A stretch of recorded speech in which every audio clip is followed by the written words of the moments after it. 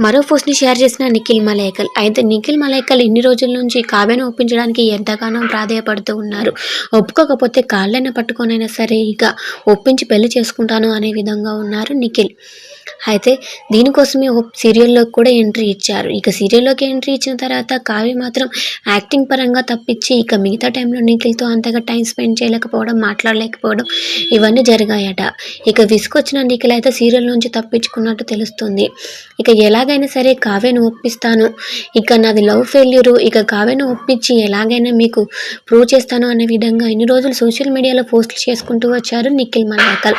ఇక అంతేకాకుండా సిగరెట్ తాగుతూ కూడా ఒక పోస్ట్‌ని షేర్ చేయడం జరిగింది లవ్ ఫెయిల్యూర్ అన్నట్టు. అంతేకాకుండా సీరియల్‌లోకి వెళ్ళాక ఎలాగైనా కావ్యను ఒప్పిస్తారు అని అనుకున్న ఫ్యాన్స్‌కి అయితే మళ్ళీ నిరాశ మిగిలిందని చెప్పుకోవాలి. ఎందుకంటే ఇక ఎంత ప్రయత్నించినా తను ఒప్పుకోకపోవడంతో, యాక్టింగ్‌లో తప్పించి మిగతా టైంలో తనతో మాట్లాడకపోవడంతో, ఇంకో మంచి ఛాన్స్ రావడంతో నిఖిల్ అయితే సీరియల్ నుంచి తప్పుకున్నారు. తను సీరియల్‌లోకి వచ్చిందే కావ్య కోసం. ఇక తను పట్టించుకోకపోవడంతో తప్పుకున్నట్టు తెలుస్తుంది.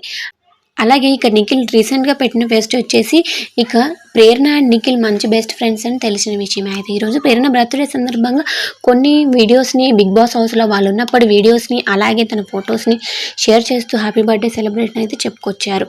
ఇక ప్రేరణ అయితే హాఫ్ సారీ కట్టుకొని ఉన్నారు. ఆ ఫోటోని షేర్ చేస్తూ ఇక పద్ధతి taking God bless you wishing a very happy birthday pen అని పెట్టుకొచ్చారు. నీకే అని పెట్టుకొచ్చారు. అలా హ్యాపీ బర్త్‌డే పెన్ను అని ఇక బిగ్ బాస్ వీడియోని షేర్ చేసుకుంటూ పెట్టుకొచ్చారు.